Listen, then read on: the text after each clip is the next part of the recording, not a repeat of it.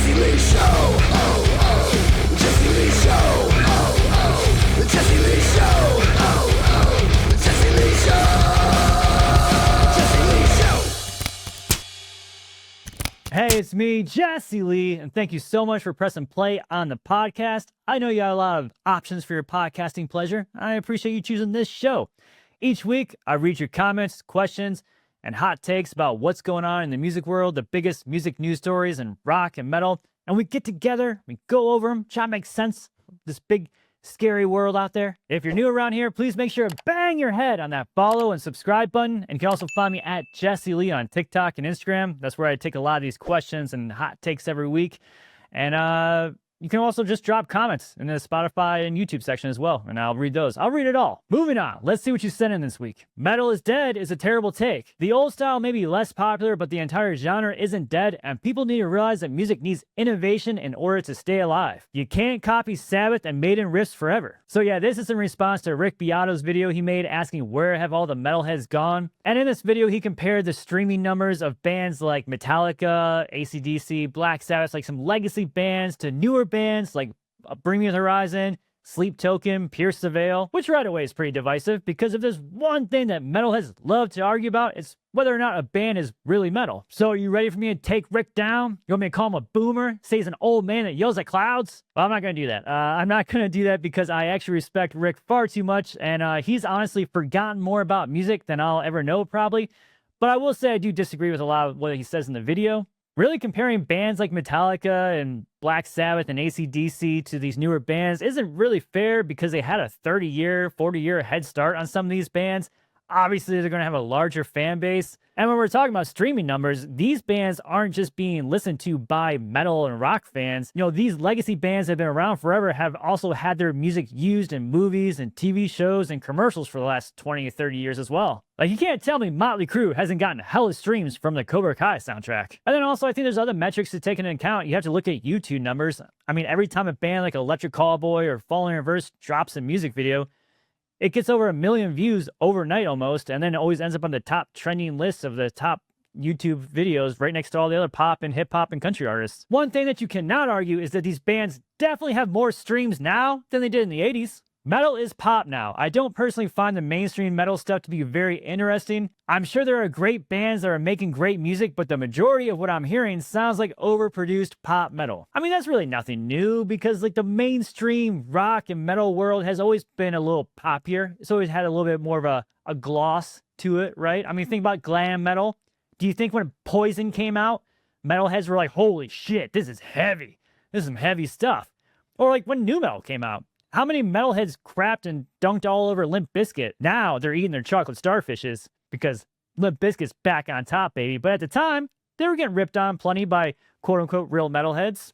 Remember when Metallica released the Black Album and they were labeled sellouts? I mean, metalheads shit their pants over that. They were like, oh, there's a string orchestra and nothing else matters. Oh, like they couldn't handle it. So yeah, I feel like the popular side of metal and rock in the mainstream, as far as like the mainstream bands, yeah, it's always going to have a little bit less edge to it than the underground. Sleep Token sounds heavier than Metallica in many songs, and it's much more interesting to listen to multi-layered music than monotonous music like in the old metal bands. Whew!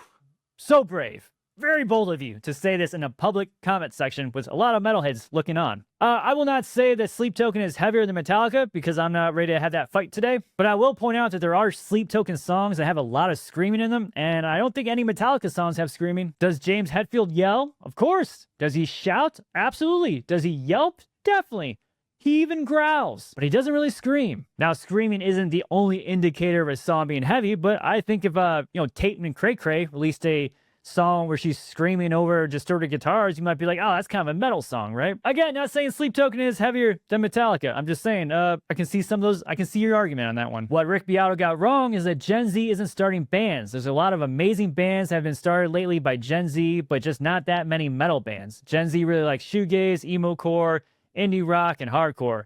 All those scenes have been booming in the underground and are the main outlets for good new rock music. Yeah, that is a common narrative that Gen Z is not starting bands. Gen Z isn't playing music. They're not picking up guitars and starting garage bands. But I don't know. I feel like my DMs, this is just my personal anecdotal experience, but I feel like my DMs are pretty filled with bands submitting music to me, and I'm just, a small cog in the music industry machine. I'm sure there's people far larger than I am that have a far larger reach that are getting 10 times the amount of submissions that I get. But I get a lot of submissions from bands, a lot of younger bands, brand new bands, saying their stuff for their first time.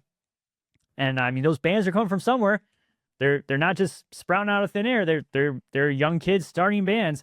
And I feel like every time I open up my TikTok feed or my Instagram feed, I see a new band on there. Some new bands doing some fun skits on a TikTok feed on my For You page. And then it turns out they're actually making badass music on top of it.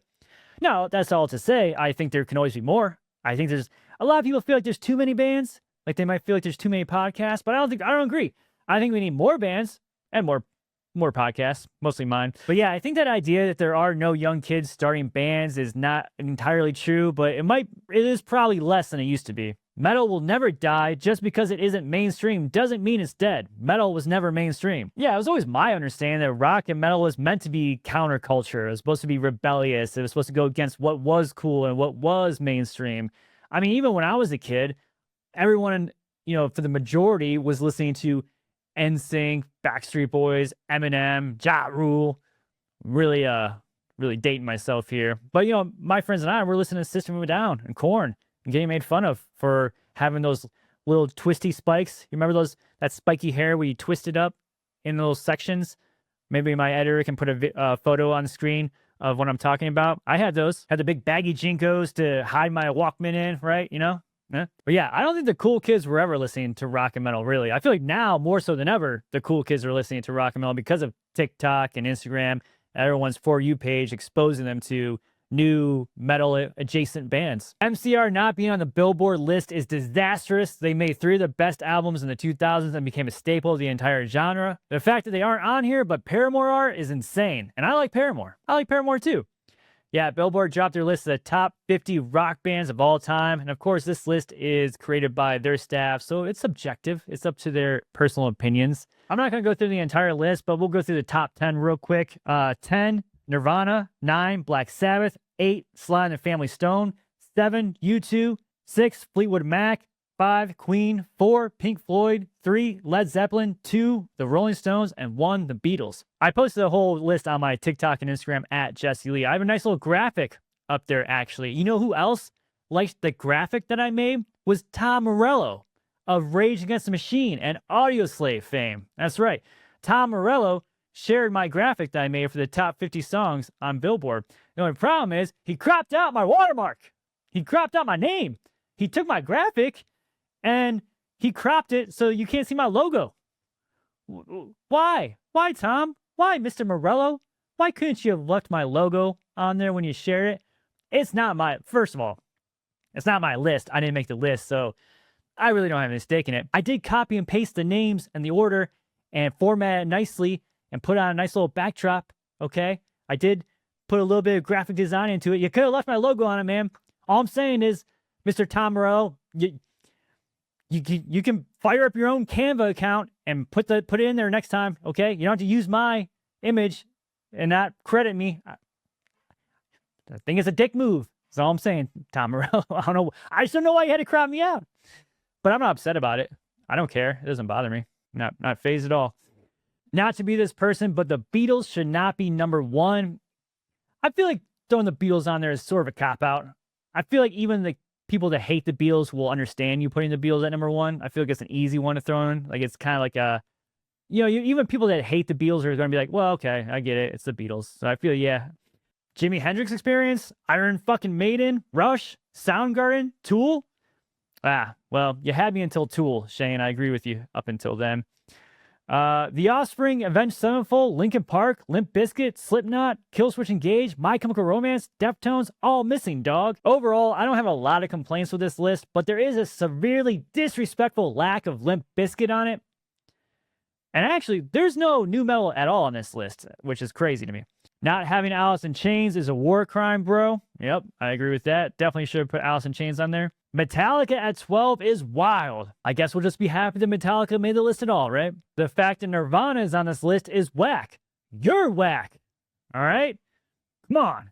flannel hater. If a band does not have a single original member left, they should have to change their name. That's not the same band. Yeah, Foreigner and Lynyrd Skynyrd announced a 2026 North American tour, and neither band has any original members left in their current touring lineups. I think if a band releases new music with the new members, I'm okay with that. But if a band with all new members is only playing the old stuff and they're touring with the old music and they never make anything new, then it does kind of feel like just the greatest tribute band possible. And honestly, some tribute bands might actually be better than some of these current touring versions of the old bands. It's really no different from the idea of what Gene Simmons was pitching a while back, where he just wanted to basically franchise Kiss and get a bunch of kids to play the roles of Kiss members going forward. And honestly, I would prefer them do that instead of the Avatar idea. You know how Kiss is turning the whole show into an Avatar experience going forward so Kiss can live on forever? Until those avatars eventually become self-aware and enslave us and force us to rock and roll all night and party each and every day. This argument has lasted for a week at work. Is 3 Days Grace dad rock? I need this resolved. Well, before I can answer that, let's consult the sacred scripture here. We're going to look at Now That's What I Call Dad Rock. We got Queen on here, the Rolling Stones, Imagine Dragons, Hozier, Nickelback, Motorhead, Lenny Kravitz, Fountains of Wayne, Blink-182, Sum 41, Eric Clapton, ZZ Top. Yeah, no 3 Days Grace anywhere on this list. Unfortunately, I would say, yeah, they still qualify as dad rock. Dad rock used to really just mean classic rock, but now it's pretty much any band from the 90s, early 2000s. I mean, if you're a dude in your 30s and 40s, pretty much anything you like or dislike has just become fodder for Gen Z to dunk on you and make fun of you. So anything you listen to growing up kind of qualifies as dad rock. And I'm a dad, and I love 3 Days Grace, so dad rock, yeah. End of You tour, maybe? Evanescence posted a clip with Poppy and Spirit Box logos. Yeah, I saw Evanescence posted this teaser with the announcement coming on December 1st, which is my favorite. I love an announcement of an announcement. I love being titillated to the fullest extent. I like to tease a teaser. I think that's great. That doesn't make me mad at all. Yeah, so Evanescence posted this video and shared that there's something coming on December 1st, and there's logos with not only Poppy and Spirit Box, as you mentioned, but also K-Flay, who K-Flay did a song with Evanescence this past year.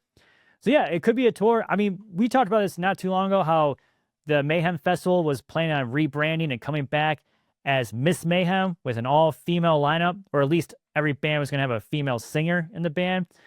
And, you know, that Mayhem Festival is owned by Sumerian Records, which, who's signed to Sumerian Records? Poppy. So it would make sense if they were going to try to do this all-female lineup festival. And, I mean, what a freaking lineup. Gender aside, Evanescence, Spirit Box, Poppy, and maybe K-Flay. I mean, that'd be a pretty banging tour for sure. I would definitely like to go to that. All right, that's all I got for this week for a special Thanksgiving episode of the Jesse Lee Show. Gobble, gobble for all my U.S. friends. For all my Canadian friends, you had it, like a month ago, something like that. Speaking of Canadian friends, my buddy Nick Nocturnal, he's going to be on the show on Friday. There's going to be a very special announcement coming from Nick Nocturnal. It might have already come out by the time you're hearing this. I'm not sure exactly, but very special announcement from Nick Nocturnal. We're going to talk about it a bunch on Friday's episode of the podcast. In the meantime, you can find me at Jesse Lee on TikTok and Instagram. I'm also running a little donation drive for Toys for Tots program.